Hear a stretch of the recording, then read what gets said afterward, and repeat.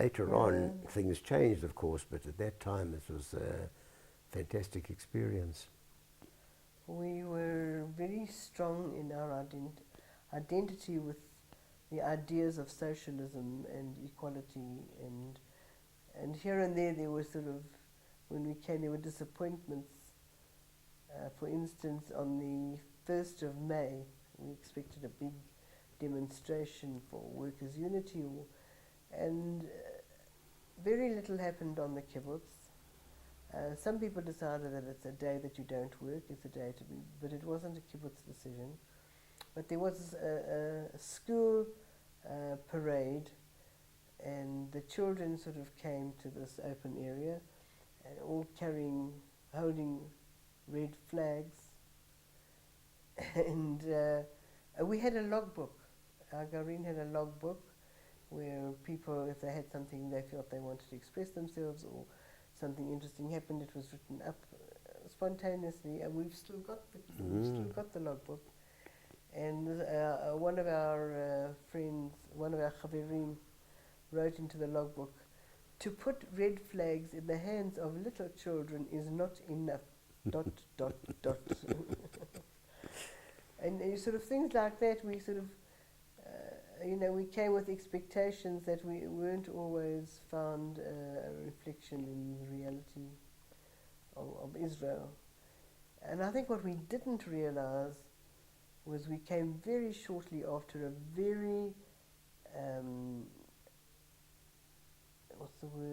emotionally stressful period of the War of Independence, where all these young people had been fighting on the different fronts of Israeli borders and lost many of their young contemporaries.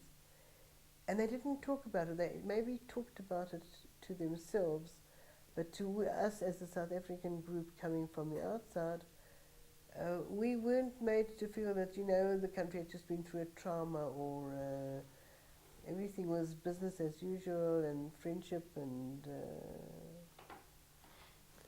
building and rebuilding. Quite right. Do you think there was a coping mechanism? There was just a way of... I don't know. But only in the last few years have the afikim opened up to talking about their experiences or going to memorial sites or where there were, serious fighting. It was kind of I think that it was their own defense mechanism, that it was a very difficult period, and by switching off and saying, we're carrying on with building the country, and didn't give it sort of a full expression of sorrow. Not only sorrow, but loss. Which was, in a way, which was a little bit parallel to the shoah, the Holocaust, because that also was a terrible experience for Jewry the world. But these people who had been part of this, they were there. People who had escaped, people who had come somehow, were liberated and came through. These were the people who were in afikim, and people of our own age at times. In fact, we were housed in an area which was called Buchenwald. That was the name of the little camplet where our Garin was set up. Do you remember why? Because they had a group of people from Buchenwald who were in those little reed huts that were set up for them. The first huts that we had were reed. Had left afikim just before we came and formed kibbutz Netzer Sereni.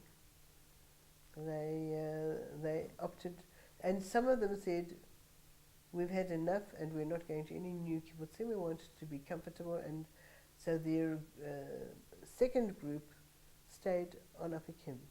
And these were our contemporaries when we were at afikim. And I had a few very good friendships there, better than I ever had on kibbutz Sorah. Really? Yeah, really. With time, we sort of don't see each other often, we don't travel so much. But well, there's a sort of a strange reason for that, because